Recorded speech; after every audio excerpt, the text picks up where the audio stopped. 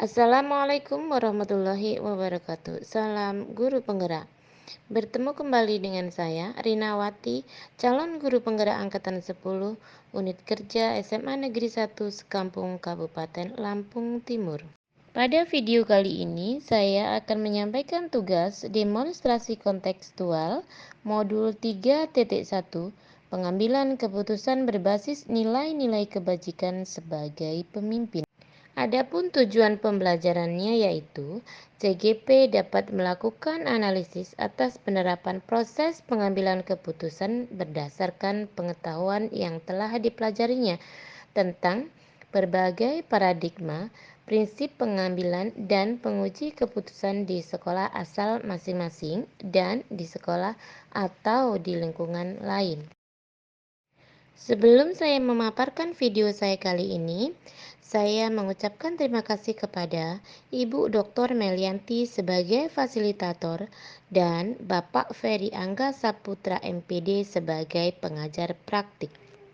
Pada video kali ini saya akan mewawancarai dua narasumber, yaitu yang pertama Ibu Juwita Astuti MPD sebagai pelaksana tugas Kepala SMA Negeri 1 Sekampung Kabupaten Lampung Timur, dan yang kedua adalah Ibu Dr. Anda Ani Ruslina sebagai Kepala SMP Pertiwi Sekampung Kabupaten Lampung Timur. Terus selama ini bagaimana Bu mengidentifikasi kasus-kasus dilema etika itu atau gimana?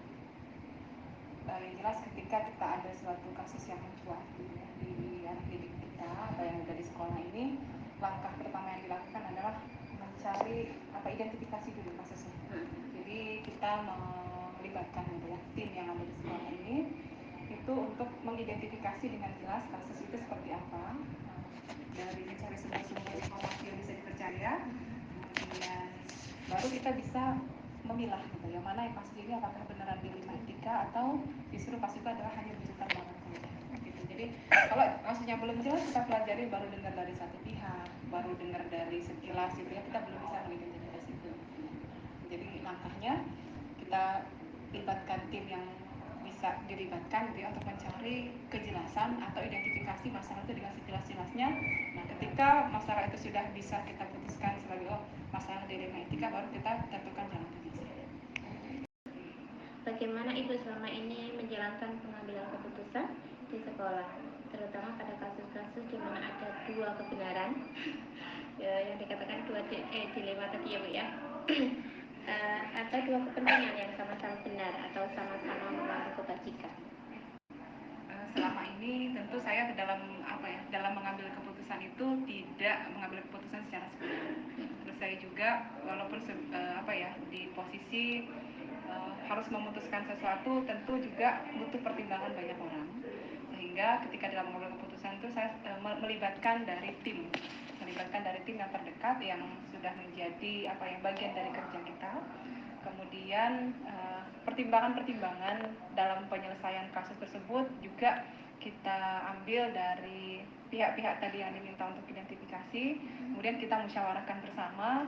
Nah, kita akan pertimbangkan penyelesaian dari kasus tersebut dengan berbagai sudut pandang tentunya, ya, dari sudut pandang sebagai siswa atau sebagai orang yang berkasus di sekolah ini, juga dari sudut pandang sekolah sebagai institusi yang juga harus dijaga.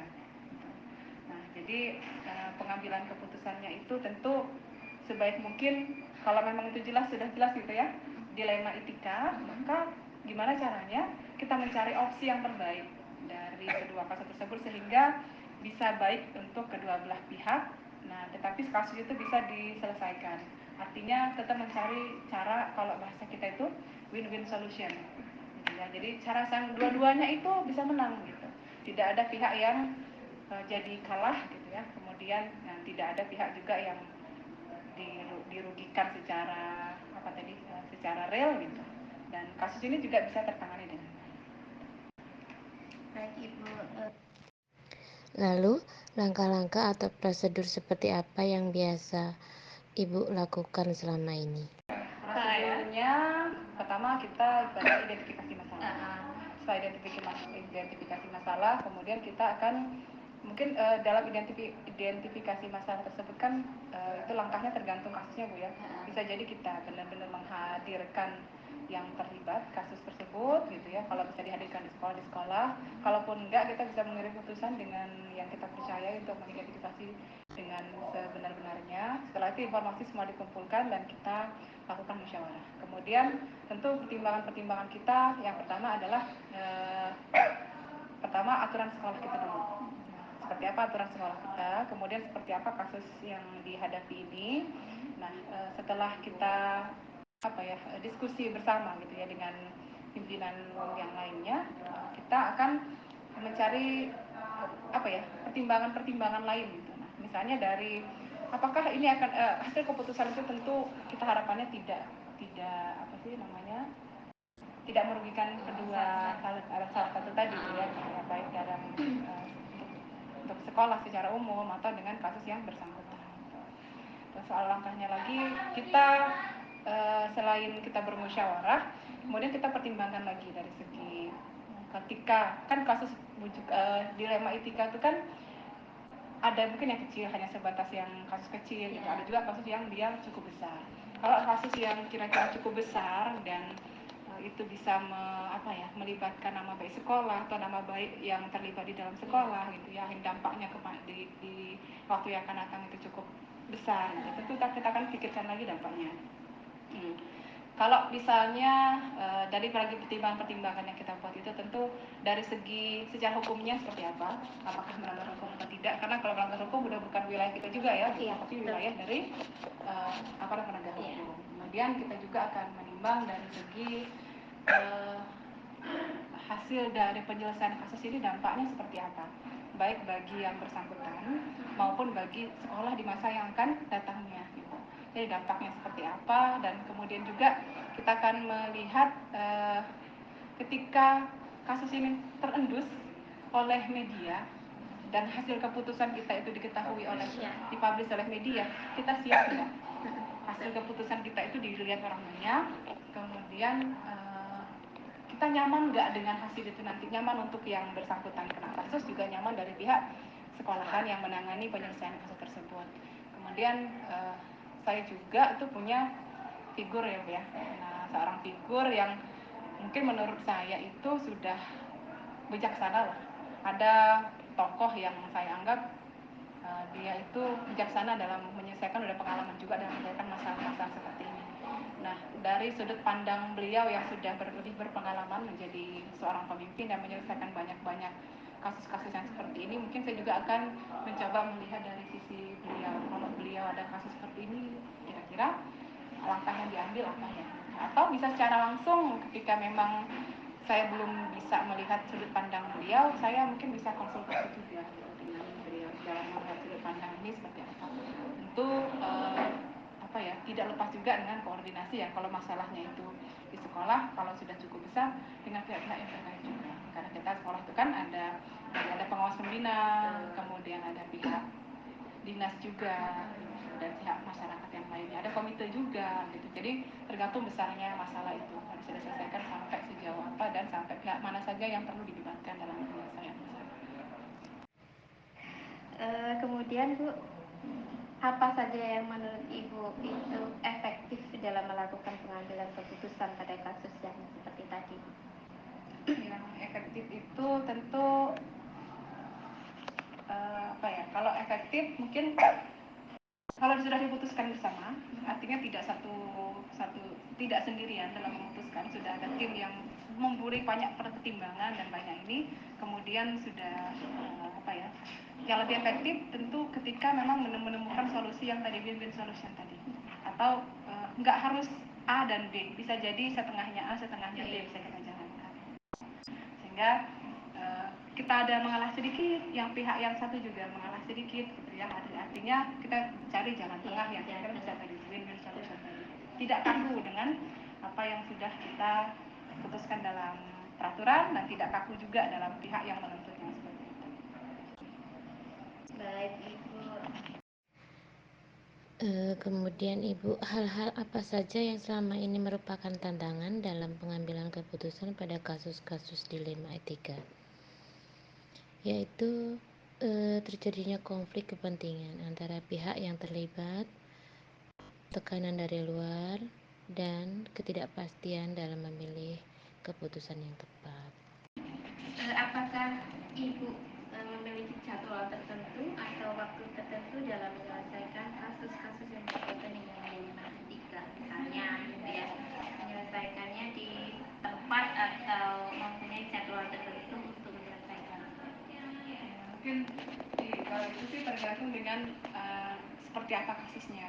Kalau kasusnya mendesak, mungkin harus segera ditangani, karena kalau mungkin tambah luas, dampaknya juga akan semakin tambah besar dan akibatnya juga kita khawatirkan lebih luas gitu ya. Maka kalau yang seperti itu kita langsung aja panggil pihak-pihak yang bisa membantu penyelesaian kasus yang terlibat. Kemudian kita artinya tidak terseret terjadwal, karena itu sifatnya insidental ya, jadi harus segera ditangani. Tapi kalau kasus ini sebenarnya dilema etika sih, tapi dia tidak terlalu mendesak. Ini keputusan itu bisa ditunda dalam beberapa waktu, maka kita akan mungkin step-stepnya itu bisa lebih teratur. Adakah seseorang atau faktor apa saja yang selama ini mempermudah atau membantu Ibu dalam melakukan pengambilan keputusan terhadap permasalahan? Kalau yang membantu sebenarnya ya tim tadi, tetap tidak bisa sendiri, tim kerja ya, tim kerja bersama kepala sekolah, kemudian guru-guru yang memang menangani, kalau di sekolah seringnya dengan siswa juga yang terlibat di dalam itu yang bertanggung jawab, karena kan kepala sekolah juga tidak bisa sendirian, jadi ada timnya yang membantu. Kemudian Ibu, dari pengalaman Ibu menangani kasus-kasus yang terkait dilema etika, apakah pembelajaran yang Ibu dapatkan selama ini? Jadi pembelajarannya itu saya merasa akan sangat bersalah ketika memutuskan tidak sesuai dengan artinya prosedur yang kita gunakan itu hanya emosional atau langkah yang kita ambil kurang tepat. Ada mungkin kita khawatir timbul rasa bersalah, apalagi kalau sampai itu mengorbankan dari pihak yang terkena kasus ya seperti itu. Dan tapi kalau yang sudah bisa kita berhasil menyelesaikan kasus yang seperti itu dengan sama-sama kedua belah pihak itu sama-sama lega, maka itu ada rasa kepuasan tersendiri gitu. Dan itu menjadi pengalaman berharga untuk kasus-kasus berikutnya. Jadi intinya hati-hati banget ketika memutuskan. Ini untuk pertanyaan terakhir Ibu. Jika ada tiga pilihan ya Bu, antara hasil akhir dan kepedulian terhadap sesama ataupun peraturan, kira-kira manakah yang Ibu lebih dominan sebagai pertimbangan dalam pengambilan keputusan? Yang kedua kayaknya. Yang kedua, berarti yang peduli ya? Kepedulian. Karena sebenarnya aturan itu kan dibuat hanya untuk menjaga secara keseluruhan. Cuman ketika kasus itu atau kejadian seperti itu terjadi beneran, maka lebih kepedulian itu yang lebih kita tegakkan. Terutama ya kalau itu tadi dampaknya kita lihat gitu ya. Kalau tidak artinya tidak merusak sistem secara besar-besaran, masih bisa kita pertimbangkan dengan win-win solution tadi itu, kalau bahasa disitunya trilema tadi ya, itu lebih bagus sebenarnya. Jadi peraturan itu kan dibuat manusia bukan saklek ya. Jadi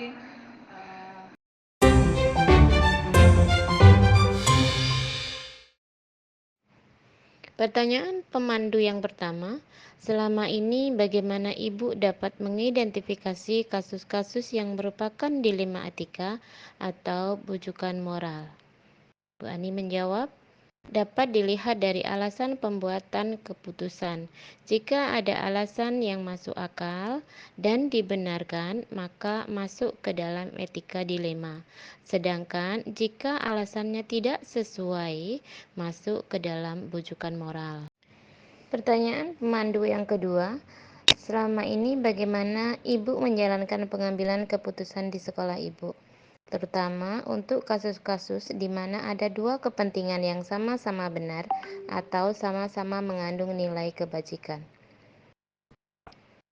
Bu Ani menjawab, Dalam menjalankan pengambilan keputusan harus dimusyawarahkan dulu dengan pihak-pihak yang terkait, misalnya seluruh dewan guru. Lalu, langkah-langkah atau prosedur seperti apa yang biasa Ibu lakukan selama ini? Bu Ani menjawab, langkah atau prosedur yang dilakukan adalah mengajak guru untuk berdiskusi melalui rapat internal. Kemudian, hal-hal apa saja yang selama ini Ibu anggap efektif dalam pengambilan keputusan pada kasus-kasus dilema etika? Bu Ani menjawab, adanya tindakan preventif sebelum terjadi permasalahan.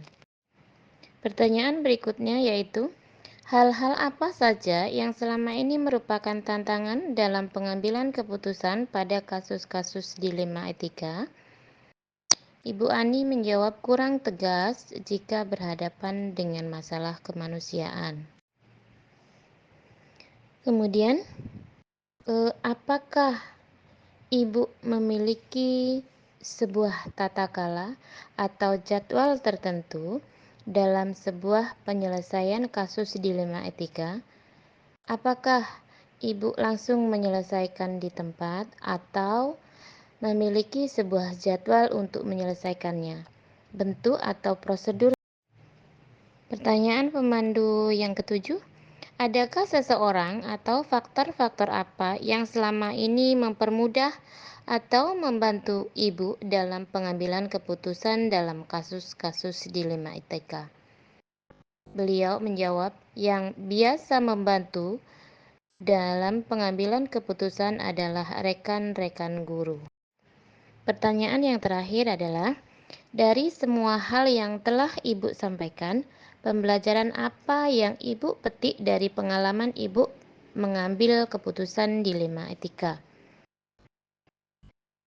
Pengalaman Ibu Ani, tidak semua yang kita anggap benar itu benar, karena harus dilihat dari berbagai sudut pandang. Analisis dan refleksi setelah melakukan wawancara. Yang pertama, hal yang menarik yang muncul saat wawancara adalah kedua kepala sekolah memiliki cara tersendiri untuk menyelesaikan suatu permasalahan, akan tetapi semua berpihak pada nilai-nilai kebajikan. Yang kedua, kedua kepala sekolah tersebut sama-sama mengambil keputusan dengan paradigma rasa keadilan lawan rasa kasihan, dengan prinsip berpikir berbasis rasa peduli. Namun, dalam pengambilan keputusan masih terdapat satu kepala sekolah, yaitu Kepala SMA Negeri 1 Sekampung, yang sudah menggunakan 9 langkah pengambilan dan pengujian keputusan. Yang ketiga, rencana ke depan harus ada prosedur khusus untuk mengambil keputusan sehingga dapat diukur seberapa efektif hasil pengambilan keputusan tersebut dilihat dari dampaknya. Refleksi yang selanjutnya adalah, saya akan menerapkan pengambilan keputusan dilema etika dengan berdasarkan paradigma prinsip yang sesuai dengan kasus yang dihadapi dan mengujinya menggunakan 9 langkah pengambilan keputusan sehingga diperoleh hasil keputusan yang bijaksana. Kemudian selanjutnya, saya akan menerapkan proses pengambilan keputusan secepatnya dimulai dari lingkup terdekat, yaitu di lingkungan kelas saat menyelesaikan kasus yang dihadapi oleh murid. Demikian hasil wawancara dari dua kepala sekolah, sekaligus analisis dan refleksi dari modul 3.1. Sekian, terima kasih. Wassalamualaikum warahmatullahi wabarakatuh.